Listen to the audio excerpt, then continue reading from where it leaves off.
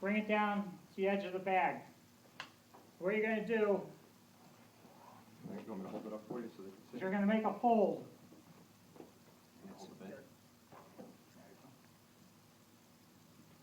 What you want to do is make a loop. You don't pack these bags like a rope bag, just force everything in. It's got to be layered. What you want to do is you want the webbing to be smaller than the bag. This way it slides right in. So what we're going to do is make that loop. You can pick it up in your hand, and then you're just going to layer one on top of another.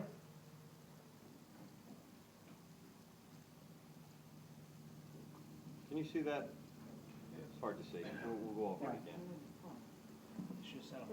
Yes. What you're going to do is you're going to just keep going till as much as your hand can hold. Some guys got bigger hands, smaller hands. So it's always one on top of another. And you always want to try to keep it, as close as possible to the same length. When you get as much as your hand can hold, grab your bag, take it, slide it in, put it down towards the bottom. There's your first group. Same thing. Take your webbing, fold it over onto the white, and start it all over again until you get down to the end.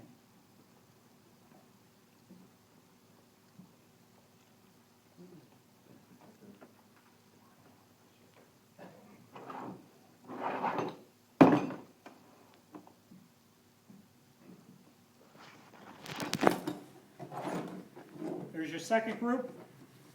Take that. Put that into your bag. There's one pile here, second pile here, one against the other. That's the outside pocket, the furthest one? That's the outside pocket with the two snaps. Okay. Yeah, I could probably clean this up the rest of the way as you're doing it. When you're finished packing, take your webbing,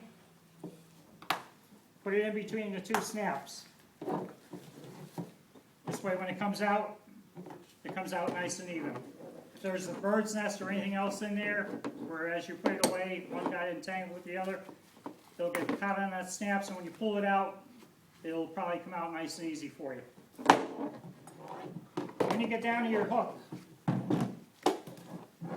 want to take your hook, fold your hook over, and you want to add about 2 inches.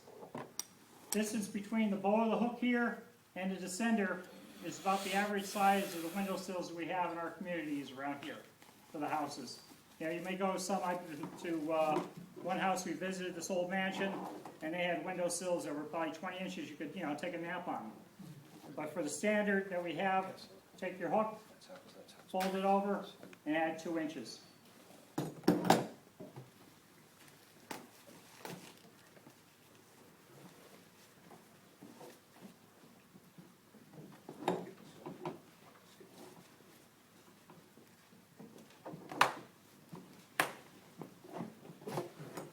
Once you got your webbing all packed in there, next thing you're going to do is go to the back of the bag. Got that little pouch here. Take your hook, fold your hook over with the webbing, slide that down, and put the hook in the corner of the bag. That keeps it nice and secure. Take your descender with the webbing, with the red down, open the center of your pouch, slide that in. Got any extra webbing sticking out, just tuck it in there. Then you take your lanyard, the lanyard is hanging out like that, you're grabbing in the center, and you're going to slide that in your pocket like that. The lanyard, if you look at it, you look at your Scott pack, it's the same thing. It's all Kelvar, the straps you have, hold your air pack, same material, it's from the same manufacturer. Your tri-link, take that, connect it to your D-ring, and that's your lifeline. That's keeping this attached to you. Questions?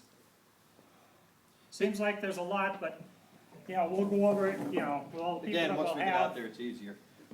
The connection in your pocket itself, there's 2 labels on these bags. You have the white UL label on the back side and the RIT logo in the front. The RIT logo goes out, okay? The white label goes against your leg. So it sits like this, not like this, okay? So when you do it, because obviously once you have your own system, you're done, it never comes out. But for training, we only have X number of training bags. So every time you do a slide, you're going to come back over to the table at the academy. You're going to repack it. We're going to watch you repack it, give you any guidance or help you need with that. and you're gonna hand it off to the next guy. Okay, the training packs, we're just gonna keep on doing that, all right? So white UL label in, RIT, colored embroidered label out. Okay, the first part of your training is going to be remote tie-off. What Kenny spoke about is tying to a bomb-proof anchor, something that's not going to follow you out of a window. Tie to a chair, unless you get stuck in a corner, it's probably going to, it'll follow you out there. Go under here to your baseboard units.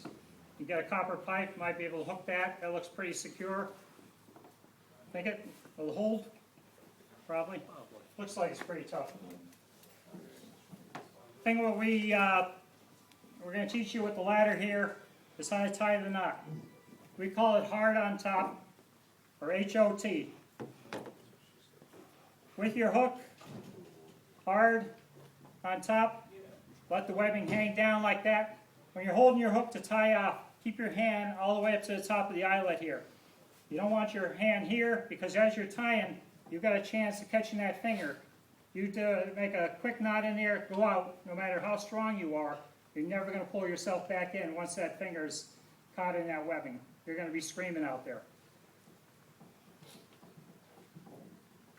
Whole thing, grab it up at the top, put your hand out. Hey, just like a paid guy, I'm doing the job, pay me for it. Put your hand in, turn your hand back towards you, and flip over. Straight out, reverse it, flip over. And that's as easy as it is. Minimum of 2, better with 3. All right, the beauty of that is, if you need to go out, you found a bad anchor point, you need to retie off to something else, it slides right off, as you can see. A couple of fingers, slides out, you're back to a straight webbing again. All right? That's the knot you have to learn tonight. It's easy to do. It's harder to do with gloved hands. We're not going to practice with gloved hands, but when you get out to the academy and we start doing the slides out the window, you're going to be tying off with the oven mitts. Okay, so unfortunately, it's going to get a lot more difficult. Teaching you here tonight, you can use your bare hands, but if you have the opportunity to practice, even with just a rope, try doing the knot with your gloved hands, because you're going to have to do it when we get out there. Okay, you're going to train the way you'd really use this thing. Yeah. It's a whole different feeling by doing it. What we're going to do tonight, very easy. You're going to get the feeling in your hand. Once you put your oven mitts on, it's going to be totally different. But the whole thing, once you get your oven mitts, you get into heavy smoke you can't see. When you're ready, turn your hand around, drag your glove over the top, and flip it. I run it through my 2 fingers here and pull down. Because you won't be able to see it, but as you start doing it, you'll be able to get the feel. So you won't, you can just, without even looking, you just go and tie it. Because if you're in the bad smoke, you're going to try to find a place to anchor. You're not going to be able to see it. You got a place to tie it, but most of the time, like I said, you're going to hit the windowsill and you're going to go. Question?